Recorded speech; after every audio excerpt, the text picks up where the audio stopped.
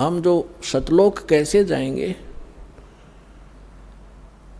हमारी भक्ति शास्त्र अनुकूल ना होने से हमारे पूर्व जन्म के जो संस्कार थे वो सतयुग त्रेता द्वापर में अक्षीण हो गए। अब चौथा युग जब कलयुग आ गया, अब इसमें आप देख रहे हो कोई प्राणी सुखी नहीं है, कोई भी सुखी नहीं है। चाहे ऊपर तो आपने कितना चिकना चोपड़ा दिखता हो और चाहे प्रधानमंत्री दिखाई देता, उसको चैन सपने में नहीं है। कोई ना कोई ऐसी टेंशन उसके घर करी हुई है कि वो बता भी नहीं सकता किसी को। तो इसलिए परमात्मा को ये मालूम था कि जब इनके पुण्य क्षीण हो जाएंगे तब इनकी आंखें खुलेंगी। ये वो भक्ति भी करके छक लेंगे, उन संतों के पास भी भटक कर छक लेंगे जिनको ये संत मानते, और फिर भी ये ज्यों के त्यों रहेंगे, तब हमारे दास के पास आएंगे। और वो ऐसा मंत्र समर्थ के पास वो पावर है कि आपके संस्कार प्रारब्ध के दुख को भी, प्रारब्ध के संस्कार को भी वो चेंज कर सकता है। मासा घटे न तिल बधे, विद ना लिखे जो लेख, और सच्चा सतगुरु मेट के ऊपर मार दे मेघ। अब सतगुरु ना मिलने से भेड़ पूछ को पंडित पकड़े बादो नदी बिहंगा, गरीबदास वो भवजल डूबे जिनको नहीं साध सत्संगा।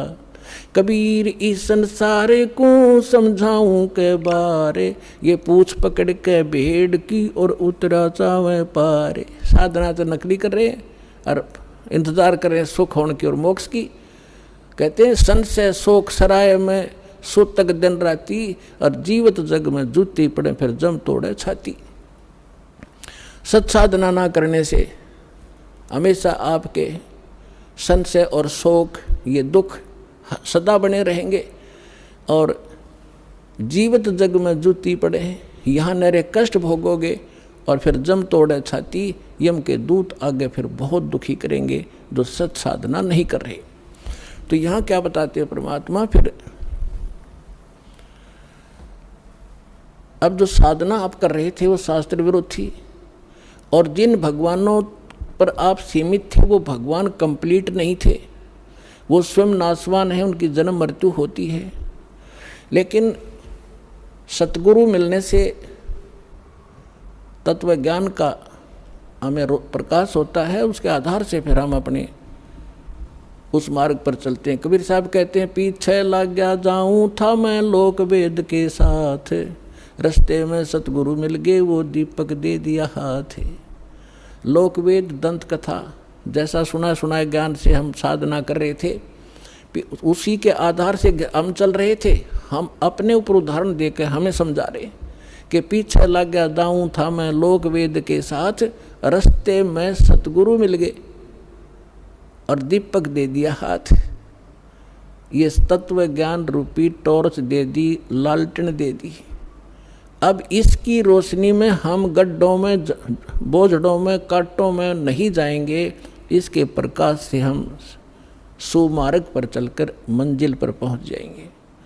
अब हम आते हैं जो आज प्रसंग शुरू किया था कि हम यहाँ किस लिए जन्मे हैं, हमारा उद्देश्य क्या है, हम क्यों जन्म मर रहे हैं। हम अपने बच्चों के लिए, अपनी संपत्ति के संग्रह करने के लिए सारा जीवन न्यौछावर कर देते हैं, और हमारे सामने या तो कोई बच्चे की मृत्यु हो जाती है या स्वयं ही हम चले जाते हैं। तो उस समय हमारी बुद्धि काम करने योग्य नहीं रहती, केवल हाहाकार, रोना पीटना, अब क्या होगा, बच्चों का क्या होगा, कहाँ जाऊँगा, तो इतनी सी बात समाई रह जाती है। तो यहाँ परमात्मा हमें याद दिलाते हैं कि अब आपको एक विकल्प दिया जा रहा है कि आप ये साधना करो जो शास्त्र अनुकूल है, और शास्त्र अनुकूल साधना इस दास के अतिरिक्त इस विश्व में नहीं है। कुछ दिनों में पुदिमान हो आपके रूबरू सारा ज्ञान होगा। उन महापुरुषों का भी दास दिखाता है, साथ के साथ ये मंत्र बताते हैं, ये मंत्र बताते हैं, ये ज्ञान सुनाते हैं, और ये वास्तविक ज्ञान है, ये वास्तविक मंत्र है, ये हमारे सदग्रंथ प्रमाणित करते हैं। और ये उन्हीं महापुरुषों ने इन मंत्रों का जाप किया जिनको आप मोक्ष प्राप्त मानते हैं, उनके इतिहास से आपके रूबरू किया जाता है, जिससे एक इस उलझे हुए गुत्थी को समझाने के लिए एक पॉइंट के ऊपर ढेर सारे प्रमाण आपको दिखाने पड़ते हैं। जब पिछला रंग हटता है और तब जाके ये ज्ञान ग्रहण होता है। तो जो प्रसंग चल रहा है कि जैसे कई भक्त कह देते हैं कि आपके जैसे कबीरपंथियों से हमारे भक्त मिलते हैं, या राधा स्वामी वालों से, धन धन सतगुरु वालों से, ये ही ज़्यादा भगवान उस सतलोक का ठेका ले रहे हैं कबीरपंथी।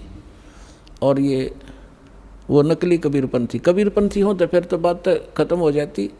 पंथ माने मार्ग। वे जो भगवान ने रास्ता बताया कबीर साहब ने, वो कबीर पंथ है, वो कबीर के जी के द्वारा दिया गया मार्ग है, वो कहते हैं कबीरपंथी।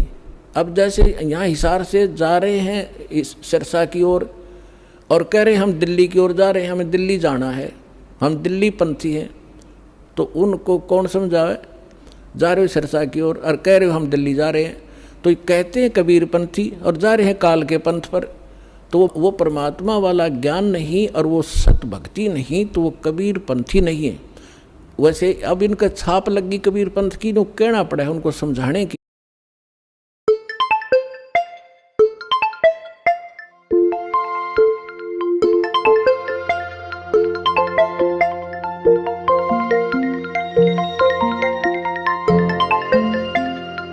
वो व्यक्ति हैं जो गलत साधना करें,